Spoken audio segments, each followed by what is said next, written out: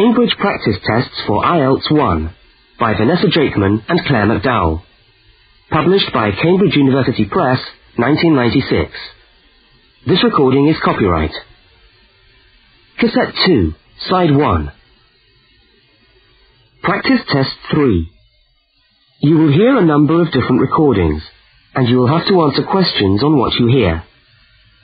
There will be time for you to read the instructions and questions, and you will have a chance to check your work.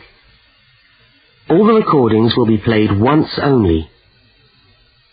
The test is in 4 sections. Write all your answers in the listening question booklet. At the end of the test, you will be given 10 minutes to transfer your answers to an answer sheet. Now turn to section 1 of your question booklet.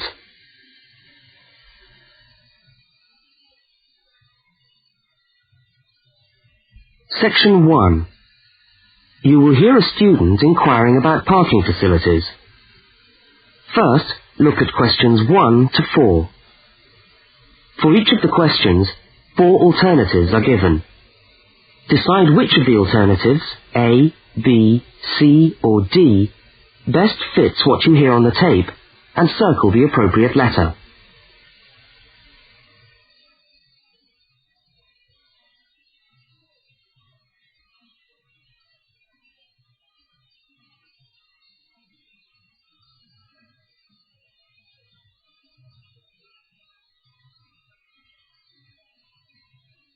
You will see that there is an example which has been done for you.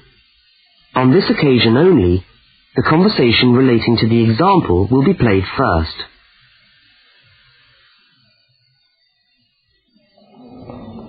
How do you come to the university each day? Train or bus, or do you have a car? Oh, I always walk. I haven't got a car, and anyway, I live quite close.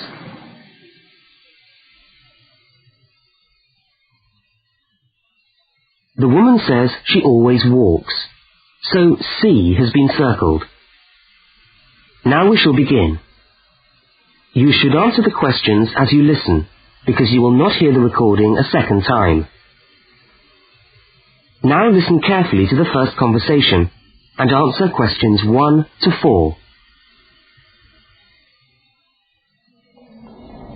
How do you come to the university each day? Train or bus, or do you have a car? Oh, I always walk. I haven't got a car, and anyway, I live quite close. Do you know anything about parking rights on the campus? I was wondering whether students are allowed to park their cars on campus or not. Yes. I think it's possible for postgraduate students, but not for undergraduate students. That doesn't seem very fair. No, I suppose not. But simply isn't enough room on the campus for everyone to park. Do you need a parking permit? Yeah, I believe you do. Where do I get that from? I think you can get a parking sticker from the administration office. Where's that? It's in the building called Block G, right next to Block E. Block G? Yeah. Oh, right. And what happens to you if you don't buy a sticker? Do they clamp your wheels or give you a fine? No, I think they tow your car away. Oh, really? Yeah. And then they fine you as well, because you have to pay to get the car back. I'd better get the sticker then. Yeah. Where exactly is the administration office again? I'm new to this university and I'm still trying to find my way around. Right. You go along Library Road, past the tennis courts on your left and the swimming pool on your right. Yeah. And the administration office is opposite the car park on the left. You can't miss it. So it's up Library Road, past the swimming pool, opposite the car park. Right, I'll go straight over there. Bye, and thanks for the help.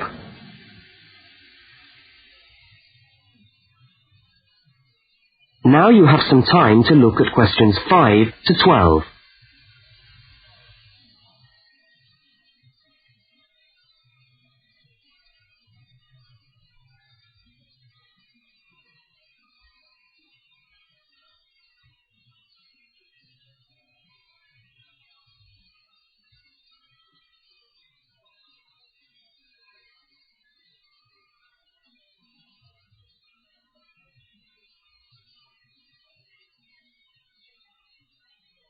As you listen to the next conversation, complete the application form in the spaces numbered 5 to 10 and answer the questions numbers 11 to 12.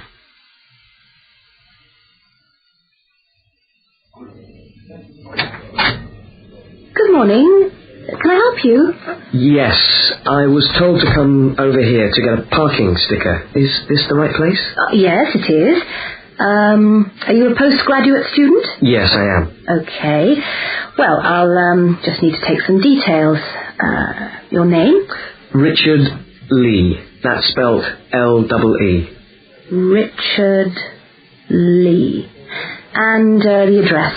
Flat 13, 30 Enmore Road. How do you spell Enmore? Oh, E-N-M-O-R-E.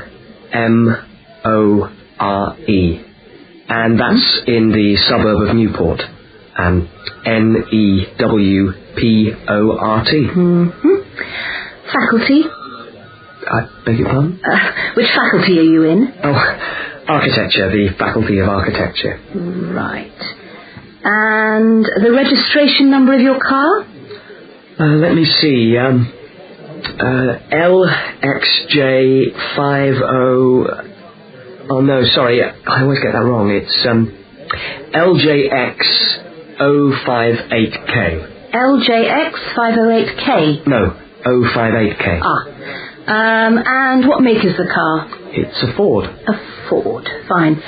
Well, I'll just get you to sign here, and when you've paid the cashier, I'll be able to issue you with a sticker. Right. Where do I pay? Just across the corridor in the cashier's office. Oh, but it's 12:30 now, and they close at 12:15 for lunch. But they open again at 2:15 until 4:30. Oh, they're not open till 2:15. No. When you get your sticker, you must attach it to the front windscreen of your car. I'm afraid it's not valid if you don't have it stuck on the window. Right, I see. Thanks very much. I'll just wait here then.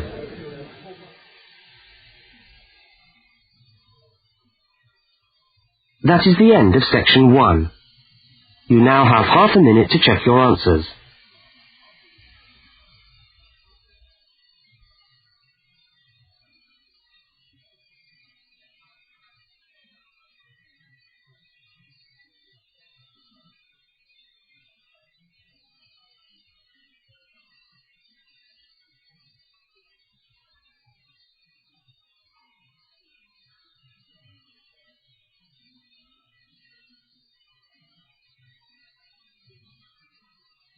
Now turn to section 2. Section 2. You will hear a talk given by a guide showing a group of people round a museum. First, you have some time to look at questions 13 to 18.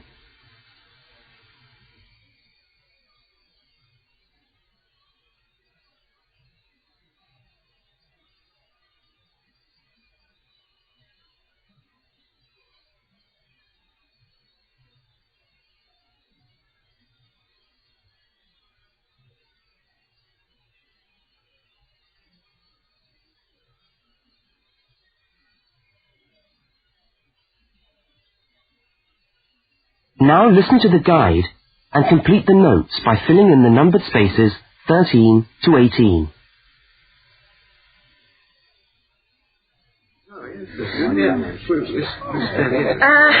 Good morning, everyone, and welcome to the Maritime Museum. Now, before we commence our tour, I'd just like to tell you a little bit about the history of the museum. As you can see, it's a very modern building, built in the postmodern style, and it was in fact opened by the Prime Minister of Australia in November 1991. It's been designed with a nautical flavour in mind, to remind us of our links with the sea. But the museum isn't only housed in this building. There are a number of historic ships docked outside in the harbour which form part of the museum, and which you are also free to visit. And we'll be coming to them shortly. I'd just like to point out one or two things of general interest while we're here. Handicapped toilets are located on this floor, and the door shows a wheelchair. The cloakroom, where you can hang your coat or leave your bags, is just behind us here. The Education Centre is on the top floor, and there's a good little library in there which you might like to use. Follow the signs to the Education Centre. You'll see a lot of little green arrows on the wall. The green arrows will take you there. The information desk, marked with the small letter I on your plan, is located right here in the foyer. So if you get separated from your friends, I suggest you make your way back to the information desk, because we'll be returning to this spot at the end of the tour. All right? Now, if you look out this window, you should be able to see where the museum's ships are docked. If you want to go on a tour of the old ship, the Vampire, she's docked over there, and you should meet outside on the quay. However, a word of warning, I don't recommend it for the grandmas and grandpas, because there are lots of stairs to climb. Right now, let's move on. Oh, I almost forgot to give you the times for that tour. Now, tours of the Vampire run on the hour, every hour, all right? Now look at questions 19 to 23.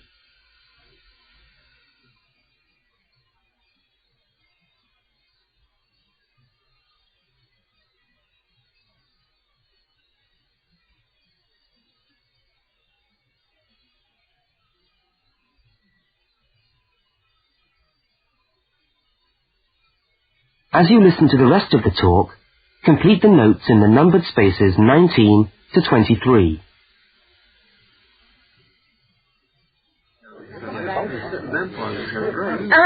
Let's take a walk around the museum now. The first room we're coming to is the theatre. This room is used to screen videos of special interest, and we also use it for lectures. There's a continuous video showing today about the voyages of Captain Cook, so come back here later on if you want to learn more about Captain Cook. Now, we're moving along the gallery known as the Leisure Gallery.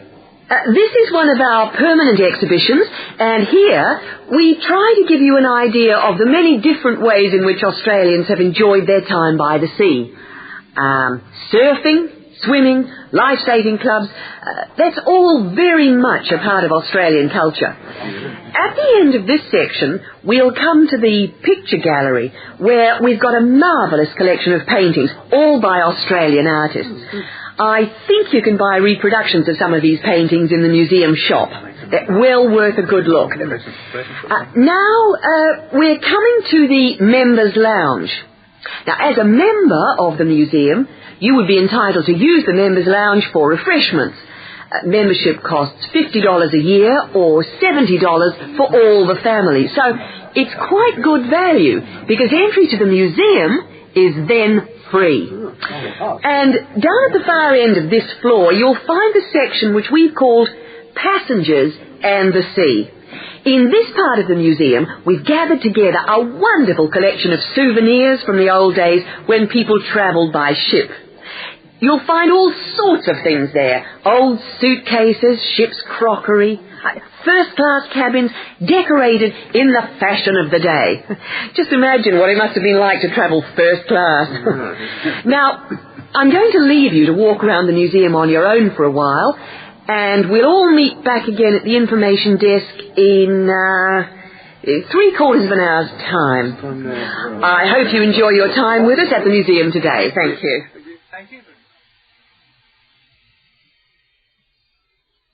That is the end of section 2. You now have half a minute to check your answers.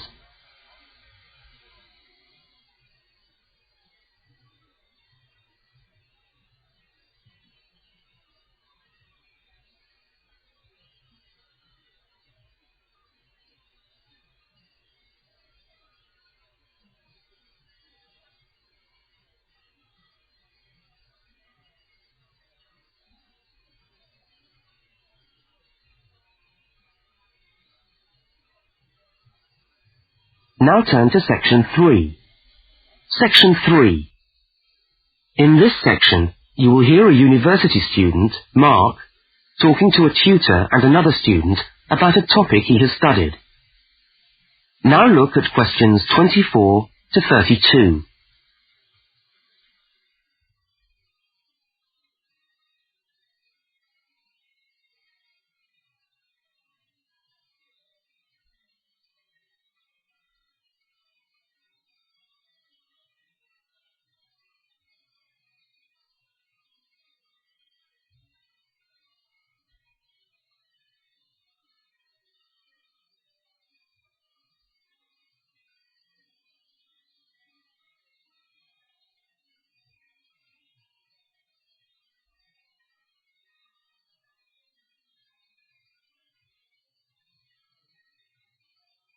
Now listen to the conversation and answer questions 24 to 32.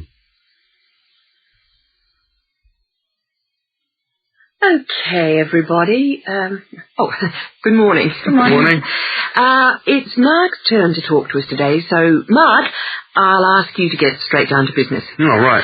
Now, following on from what we were discussing last week in Susan's tutorial on approaches to marketing, you were going to give us a quick rundown on a new strategy for pricing, which is now being used by many large companies, known as revenue management, before we go on to your actual tutorial paper on sales targets. Is that correct? Yeah, okay, well... So, what exactly is revenue management? Well, it's a way of managing your pricing by treating things like airline tickets and hotel rooms rather more as if they were perishable goods. Yeah, I just tried to book a ticket yesterday for Perth, and would you believe there are 3 different prices for the flight? Right, and what was the rationale for that? Well, the travel agent said it depended on when you book and the length of the stay. Like, it's cheap if you stay away for a Saturday night, presumably because this isn't business travel, and even cheaper if you buy a ticket where you can't get a refund if you have to cancel. In that case, the ticket costs about half the price. You wouldn't think it would make that much difference, would you? Well, it does, and that's basically because the airlines are now treating their seats like a commodity. You see, if you want a seat today, then you pay far more for it than if you want it in 3 weeks' time. That seems rather unfair. Well, not really. When you think about it, that's just common sense, isn't it? Well, I suppose so. What this actually means is that in the same row of seats on the same flight, you could have 3 people who have all paid a different price for their tickets. And is this just happening in Australia? No, it's the same all over the world. Airlines are able to market a seat as a perishable product with different values at different stages of its life. Well, like mangoes or apples at the market. Yeah, it's exactly like that. The fact is that the companies are not actually interested in selling you a cheap flight. They're interested in selling the seats and flying airplanes that are full. Mark, why do you think revenue management has come about? Well, as far as I can see, there are 2 basic reasons. Firstly, because the law has been changed to allow the companies to do this. You see, in the past, they didn't have the right to keep changing the prices of the tickets. And secondly, we now have very powerful computer programs to do the calculations, and so the prices can be changed at a moment's notice. So you mean 10 minutes could be critical when you're buying a plane ticket? Absolutely. That's right. Yeah. Yeah. And I understand we've almost reached the stage where these computer programs that the airlines are using will eventually be available to consumers to find the best deals for their travel plans from their home computer. Heavens, what a thought. So the travel agent could easily become a thing of the past if you could book your airline tickets from home. Yeah. Are there any other industries using this system, or is it restricted to the airline business? No, many of the big hotel groups are doing it now. That's why the price of a bed in a hotel can also vary so much, depending on when and where you book it. It's all a bit of a gamble, really. Yeah, and hire car companies are also using revenue management to set their tariffs, because they're also dealing with a commodity, if you like. So the cost of hiring a car will depend on demand. Well, thank you, Mark, for that overview. That No trouble. was well researched. Now, let's get on with your main topic for today. That is the end of section 3. You now have half a minute to check your answers.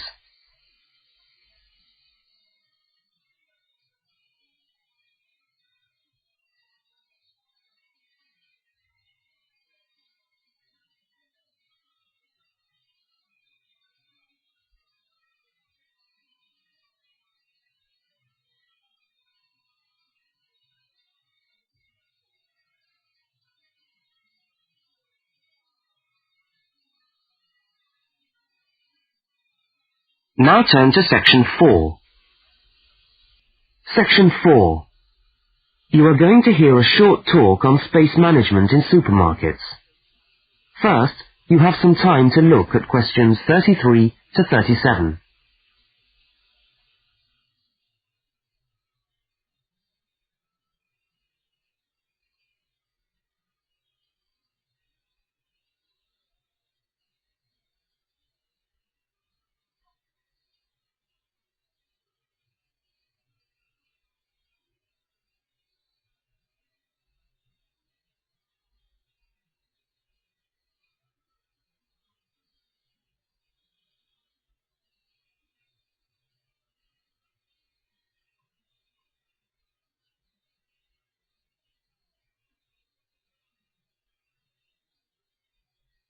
Now listen to the first part of the talk and complete the table by filling in the numbered spaces 33 to 37.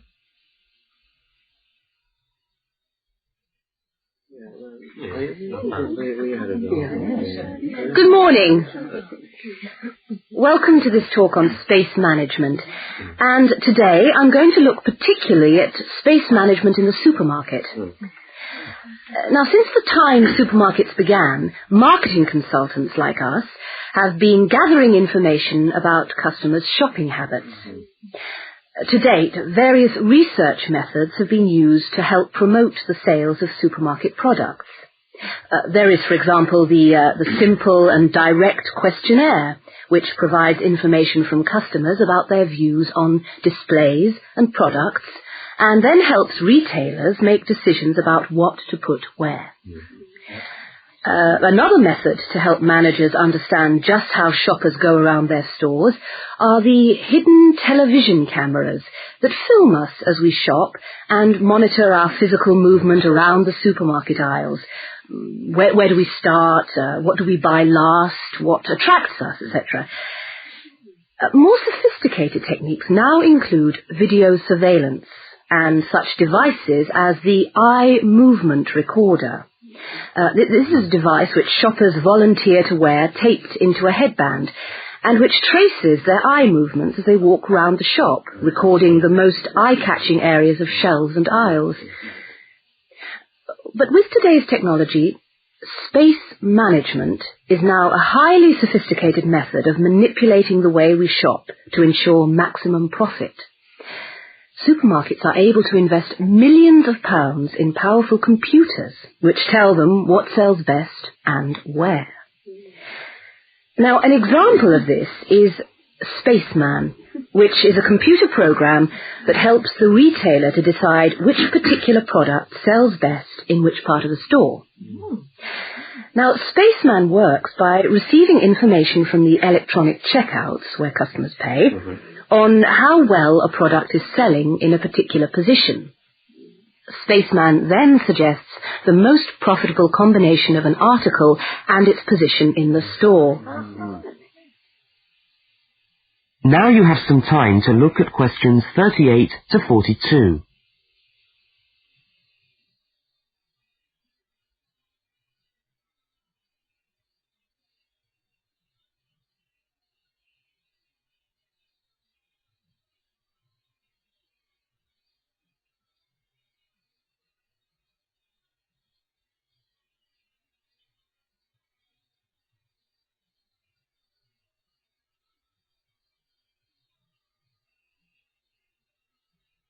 As you listen to the rest of the talk, label the diagram by filling in the numbered spaces 38 to 42.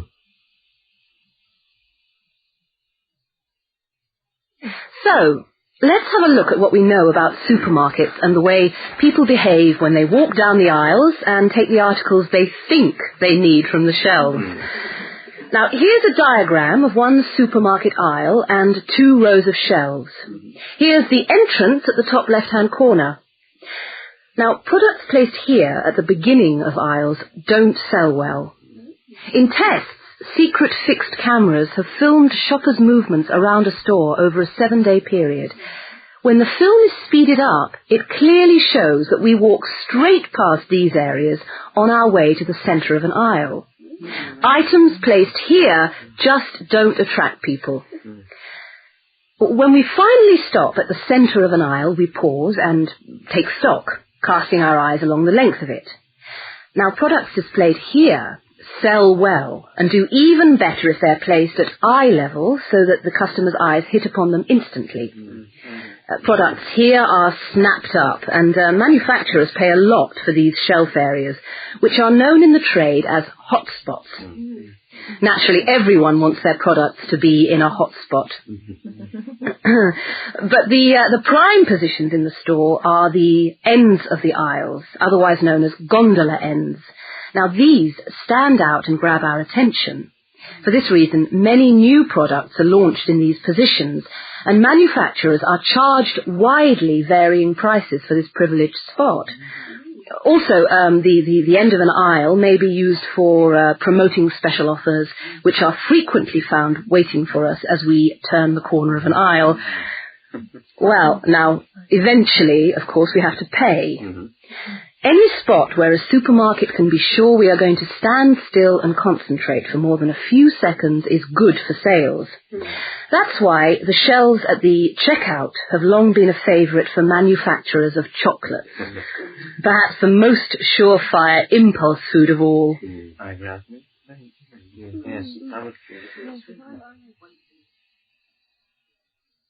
That is the end of section 4. You now have half a minute to check your answers.